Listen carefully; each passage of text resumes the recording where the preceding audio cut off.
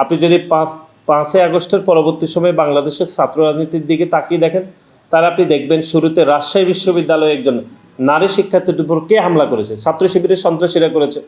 আপনি দেখেন চট্টগ্রামে একজন বামপন্থী নারী কর্মীকে কারা পিছন দিক থেকে লাথি দিয়ে ফেলে দিয়েছে, জামাতের নেতৃবৃন্দ, যেই সন্ত্রাসী পূর্বে ছাত্র শিবিরের রাজনীতি করত।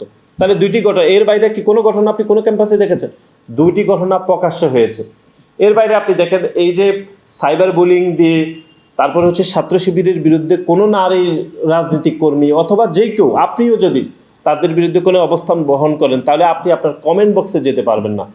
এই যে সর্বশেষ এটির উদাহরণ হচ্ছে যে একজন শিক্ষার্থী সংক্ষুব্ধ হয়ে তিনি রিট করেছেন, তাকে ছাত্র শিবিরের সন্ত্রাসী প্রকাশ্যে গণধর্ষণের হুমকি দিয়েছে।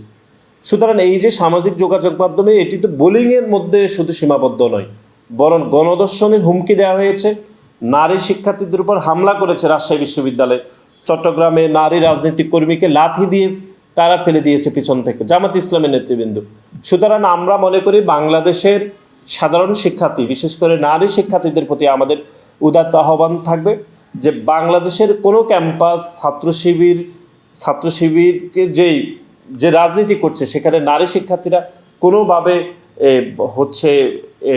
এই এনভায়রনমেন্ট থেকে আসলে বেরোতে পারবে না।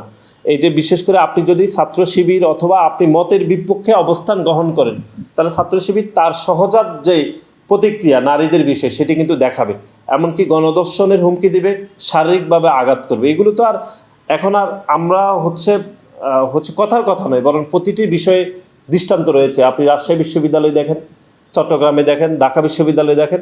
সুতরাং আমরা বাংলাদেশের নারী শিক্ষার্থীদেরকে উদাত্ত আহ্বান যাব যে ছাত্র শিবিরের এরকম অগ্রহণযোগ্য রাজনীতি, বিশেষ করে নারীদের প্রতি যে বিমাতা সুলভ আচরণ, বিশেষ করে সেটির বিষয়ে যেন বাংলাদেশের নারী শিক্ষার্থীরা অত্যন্ত সচেতন থাকেন, আমরা সে বিষয়ে বাংলাদেশের নারী শিক্ষার্থীদের প্রতি আমরা উদাত্ত আহ্বান জানাচ্ছি।